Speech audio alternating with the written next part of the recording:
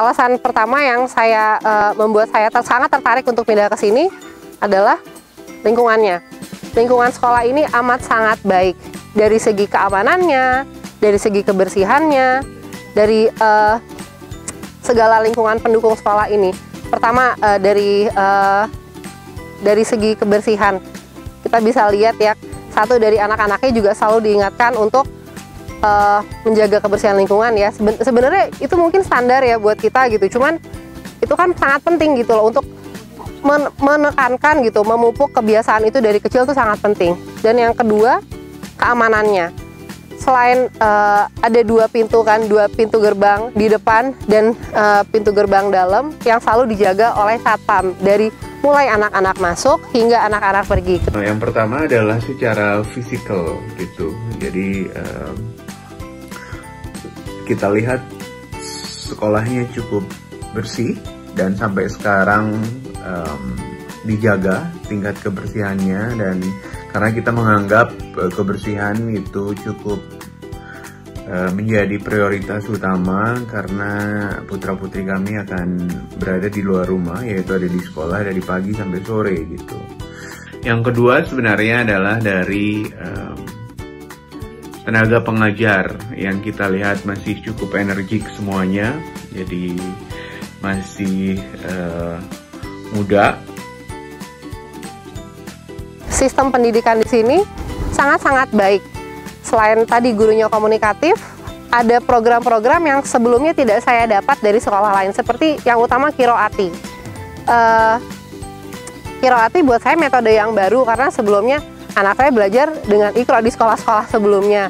Tapi di sini dengan Qiroati saya merasa banyak sekali kemajuan, dan cara dia memahami belajar Quran dan cara bacanya dia sangat-sangat baik sekali sekarang dibandingkan sebelumnya. Terus selain itu ada lagi hal utama seperti pelajarannya. Ada pelajaran tambahan seperti ekstrakurikuler wajib yang anak-anak harus ikuti, ada ekstrakurikuler pilihan seperti English Club. Dan sejak sekolah di sini pertama kali anak saya ikut lomba spelling bee, dan gurunya sangat support dalam hal itu.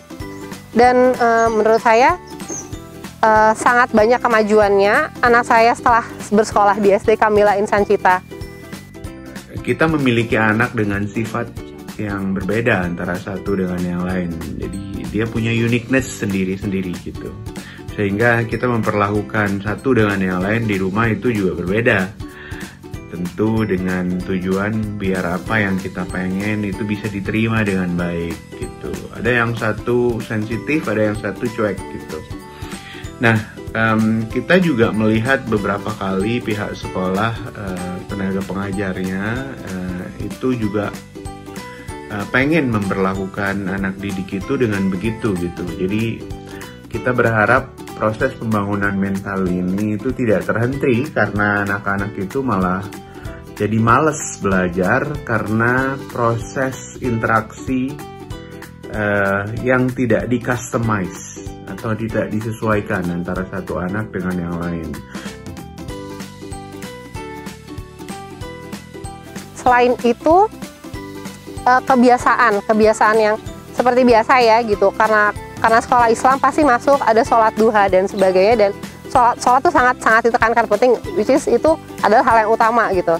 Tapi selain itu banyak zikir-zikir yang tadinya anak saya tidak memahami dan tidak mengetahui. Jadi kayak dia selalu mereview lagi karena dia selalu mengingatkan, oh iya nanti akan dicek sama mister, dicek sama miss, dan seperti itu. Secara benang merah kita cukup happy dan kita cukup bahagia. Kita mengenal semua guru sampai kepala sekolah. Atensi dan terima kasih khusus kami kepada Pak Dodi yang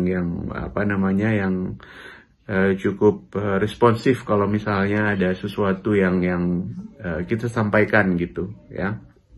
Mudah-mudahan ini terjaga terus untuk tujuan mulia kita bersama, biar putra-putri kita memiliki mental yang baik, menyongsong masa depan dan tantangan pendidikan global mendatang. Oke, terima kasih. Itu aja kira-kira dari kami, orang tua Kale dan Laka. Terima kasih sekali lagi. Mohon maaf atas segala salah-salah kata. Assalamualaikum warahmatullahi wabarakatuh.